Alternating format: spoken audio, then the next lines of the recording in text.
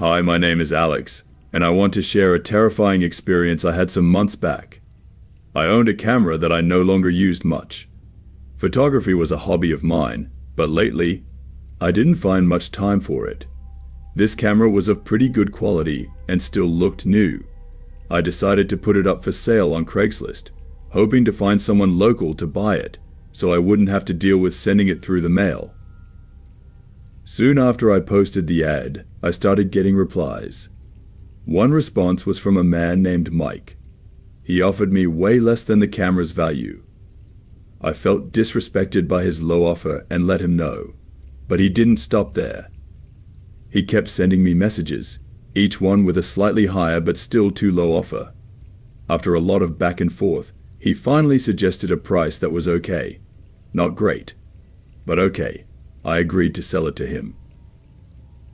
We decided to meet at a subway station close to where I lived. I was eager to get the sale over with when I got there.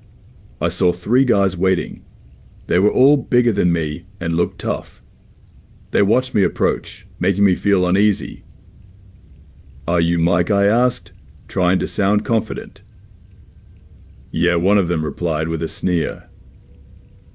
I nodded at them, trying to hide my nervousness. Meeting here was starting to seem like a bad idea. The atmosphere felt heavy and dangerous, though I told myself to stay strong. "Do you have the camera?" Mike asked. "Yes," I replied, showing him the camera. "Here it is. It's exactly as I described." Mike examined the camera closely, turning it around in his hands. The other 2 guys kept glancing at me and then at the camera, which made me more anxious. After a minute, Mike gave the camera back to me and said, "This isn't worth the price you're asking." My heart sank.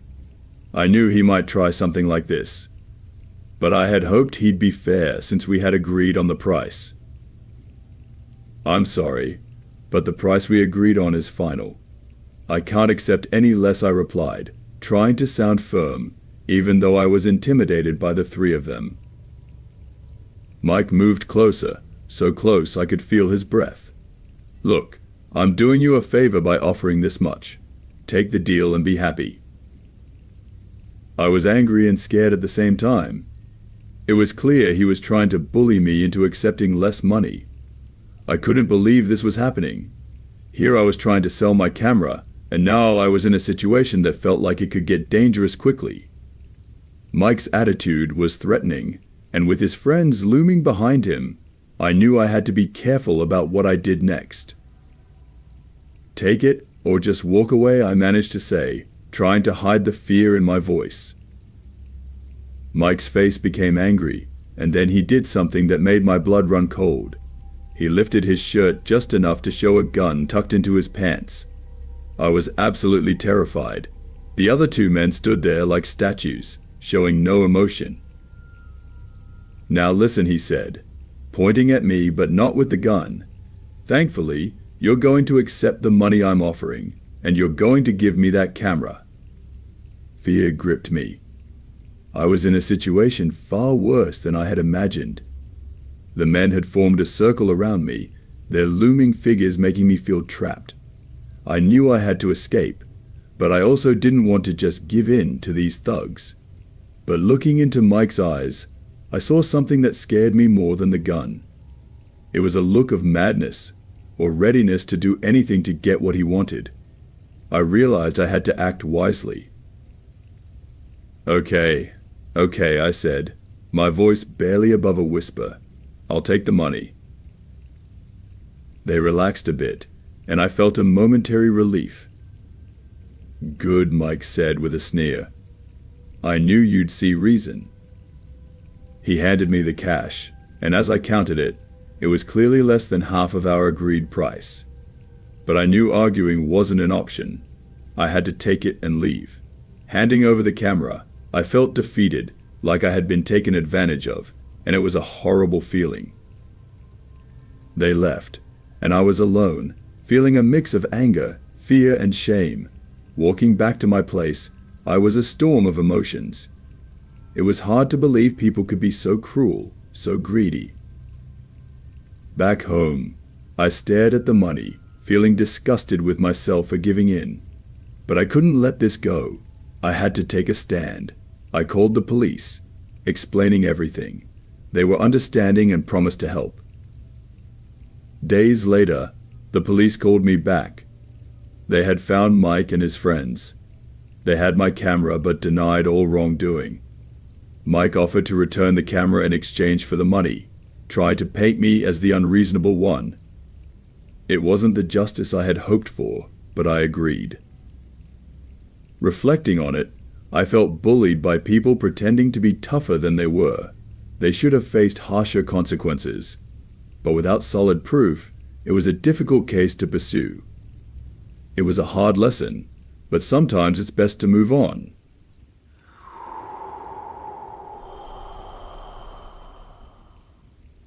I remember when I thought of Craigslist as just another place to find cheap stuff. But the last time I used it changed everything for me. My ex, who I foolishly believed I would spend my life with, kicked me out and destroyed nearly everything I had. So I was left with nothing but my old truck and the kindness of a friend who let me crash at his place. After she dumped me, I drowned my sorrows at a bar, then headed to my friend's house. Unfortunately, he had a roommate, and they lived very simply. So I ended up sleeping on their hard living room floor because they didn't have an extra bed or couch. In the morning, my friend woke me up and offered a deal. I could stay longer if I helped them bring in a new couch with my truck, he said. I agreed without hesitation. Later, we drove to pick up a couch from a guy's place we found on Craigslist. I was never a fan of Craigslist, feeling it was too risky, but I had no choice that time. The seller's house looked run down, like it belonged to someone who didn't care much about their home, I thought to myself. My friend claimed the couch was almost new. According to the ad, I was skeptical until I saw the couch, which indeed looked fresh from the store, still smelling of manufacturing chemicals. The seller, however, was the type of person I always feared meeting through Craigslist, I observed. He looked like he hadn't taken care of himself in years, with a nervous twitch and a smell that made it clear he was into bad stuff. But the scariest part wasn't his appearance. He made some unsettling comments, one of which stuck with me. He seemed disappointed we weren't women, hinting he had other intentions than just selling the couch. It was clear he was desperate for money, probably for drugs. We ignored his creepy behavior, loaded the couch onto my truck and left as quickly as we could, trying to lighten the mood by joking about the seller I recounted. After another night of trying to forget my troubles with alcohol, I crashed on the couch, now my makeshift bed. Usually, I'd sleep through anything after drinking that much. But that night, something woke me up around 4 in the morning. Despite my headache, I went to get some water, trying to shake off the discomfort. As I drank, I heard noises outside. At first, I thought it was just the house settling, or the wind. But then, it seemed more like an animal rummaging through the trash. Curiosity got the best of me, and I decided to check, I admitted. My friend's trash cans were near the living room window outside the front fence. Peering through the window, expecting a raccoon or something, I froze. It wasn't an animal, but the creepy junkie from Craigslist, crouched like he was trying to find a way inside. He saw me and smirked creepily, asking if I was enjoying the couch. Angered and frightened, I banged on the window, yelling at him to leave. "Leave now." "You picked the wrong place," I shouted at him. The creepy man ran off as soon as I made enough noise, and my friends came out to see what was happening.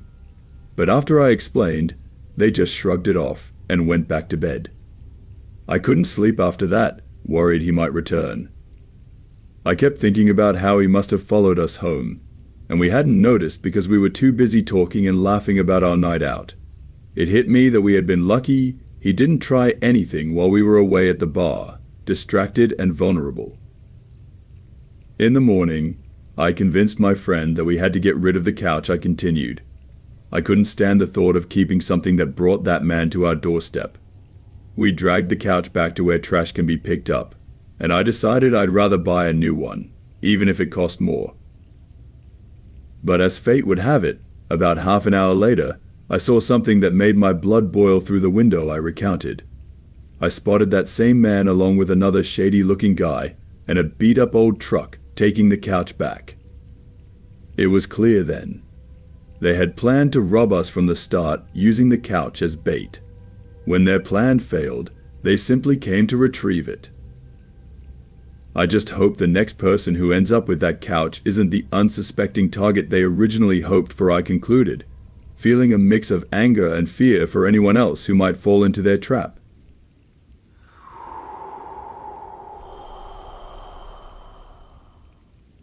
My name is Anna, and this scary thing happened to me about 10 years back when I was just 26 years old. Back then, I was going through a really tough time. I had just left a very bad relationship and had nowhere to live. I didn't have much money, so I couldn't afford a nice place to stay. So I decided to look on Craigslist to see if I could find a cheap room somewhere. It didn't take long for me to find an ad for a room in the city. The photos looked okay, and the rent was affordable, so I contacted the person who posted the ad. The ad was posted by a lady named Sarah. She was 30 and also worked in the city, which sounded perfect to me. When I got to the apartment, Sarah, who lived there already, welcomed me. She was very nice and showed me around. The apartment was bigger than I expected, and my room was big enough for me. Everything was clean and neat. The outside of the building looked old and worn out, but inside the apartment, it was like a fancy place. The rent was cheap, and the apartment was close to where I worked, so I decided to move in. I moved in the next day after work since I had been staying at a friend's place, I explained. The first few weeks living there were really nice. Sarah was a great person to live with, and we'd like to talk a lot. We found out we liked a lot of the same things and became friends fast. But then things started to get weird when Sarah's boyfriend, Tom, began visiting more often. At first, I didn't mind him. He was nice, and we talked sometimes, I said, reflecting on those days. But after a bit, I noticed he started to flirt with me when Sarah wasn't there. It made me feel really uncomfortable, and I tried to stay away from him as much as I could. I thought about telling Sarah about how her boyfriend was acting. Maybe talking to Sarah could solve the problem. But I decided not to because I hoped it was just a misunderstanding. One evening, when Sarah was out, Tom came to the apartment. I continued. I was watching TV when he sat down beside me. He began talking about small things, and then suddenly he kissed me on the cheek. I pushed him away and told him to stop. He left and went into Sarah's room. On another morning, I was making breakfast when Tom came in and started flirting again, I recounted. Just then Sarah came in and saw us. She got very angry and yelled at Tom. Then she turned to me, accusing me of flirting back. I was shocked and didn't know what to do. Suddenly Sarah attacked me. I tried to fight back, but Sarah was too strong for me. After a while we were both tired, and Tom had to pull us apart. I was injured and bleeding, and Sarah was really mad. I described the aftermath. Tom said we should go to the hospital. The car ride was silent and awkward. At the hospital, a doctor looked at us. Sarah had minor scratches, but I had a black eye, a cut lip, and a bump on my head. The doctor asked what happened, but we lied, saying we fell. I was scared the police would get involved if we told the truth. The doctor seemed to know we were lying, but didn't ask more. After the hospital, Sarah and I barely spoke. It was clear I couldn't stay there any longer, I concluded. The next day, I packed and left. I didn't want more problems and needed to move on. I learned I should have been more careful about Tom and talked to Sarah earlier.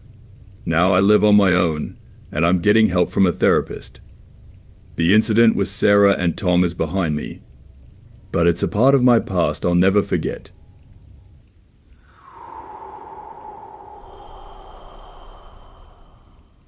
"2 years ago, I lived through something really scary.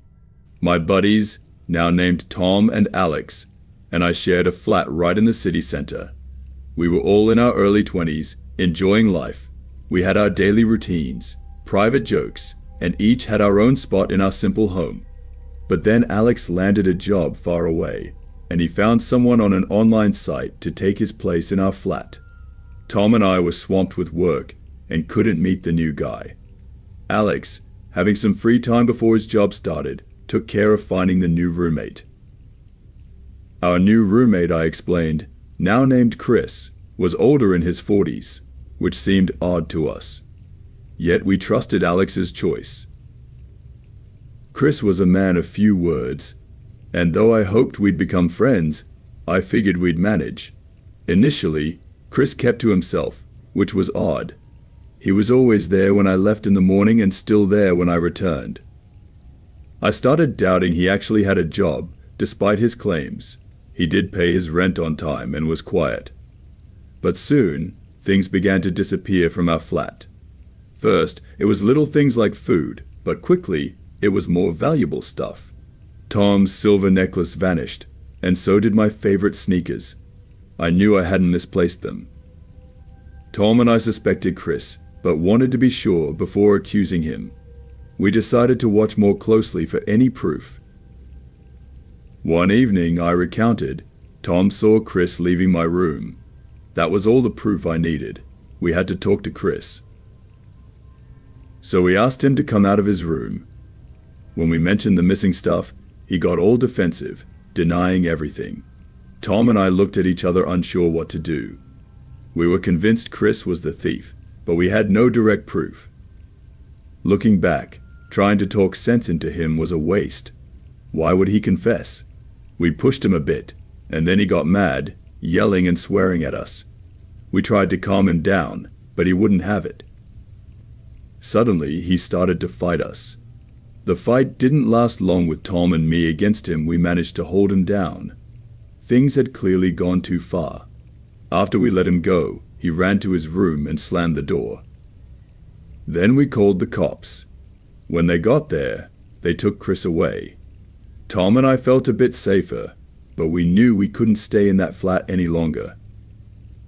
For a few days I continued. We crashed with some friends. We needed a new plan. The cops didn't charge Chris for some reason, and he got out. Even worse, we couldn't just kick him out of the flat. It's surprisingly hard to get rid of a roommate around here. We talked to our landlord about leaving our contract early, and luckily, he was okay with it. It took a bit, but Tom and I found a small place in a basement in another area.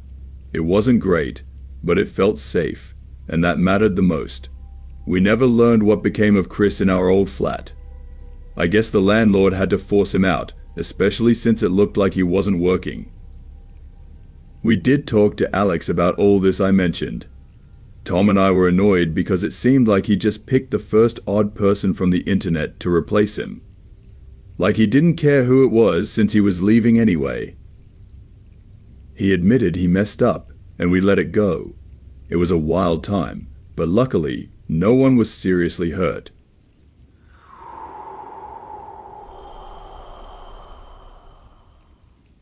I love playing video games a lot, but when the new PlayStation 5 was released, I didn't have enough money to buy one. I kept looking on Craigslist every day, hoping to find one that wasn't too expensive. Finally, one day, I saw an ad for a PS5 at a really good price. I felt I had to get it quickly. I sent a message to the seller, and a guy named Dave got back to me in about an hour. We sent a few messages back and forth and decided to meet at a supermarket close to my house to do the deal. Meeting someone from the internet made me a bit scared, but I really wanted that PS5. I walked to the supermarket. I recounted, and once I got to the parking lot, I started looking for anyone who might be Dave. I had seen a not-so-clear photo of him in our messages, but I thought I could recognize him. I was walking around playing with my phone when I saw a tall, big man with short hair and lots of tattoos. He looked tough, like someone who could be scary. My heart dropped as I got closer to him. "Are you here for the PlayStation?" he asked in a deep voice. I tried to smile and nodded. I continued, "Yes, that's me. You're Dave." He nodded and signaled for me to follow him. "Yeah, come on. It's this way." I followed him to a very old-looking car, which seemed like it had been through a lot. I was really nervous but tried to tell myself it was just a normal buy and sell thing. I had done it many times before. I stood by the car while Dave went to the driver's side. He opened it and then looked at me. "Come on, get in," he said. "It's not here." I asked, surprised. "It's at my house." Didn't have time to bring it. "Just get in," he said, like it was no big deal. I couldn't believe he wanted me to get into his car. It made no sense. Putting it in the car would have been quick, I explained. I quickly said something about forgetting something and walked away as quickly as I could. When I was far enough, I turned to look back. I was glad to see Dave wasn't following me. He just stood by his car, giving me a scary look. I thought about calling the police, because I was pretty sure Dave was planning something bad, but I didn't really have anything solid to report. Offering a ride isn't against the law, so I felt stuck and didn't call.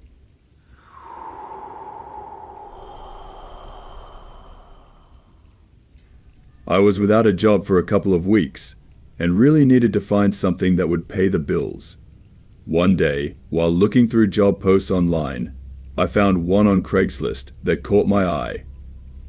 It was a simple request, looking for someone to help with various tasks around their house for just one day.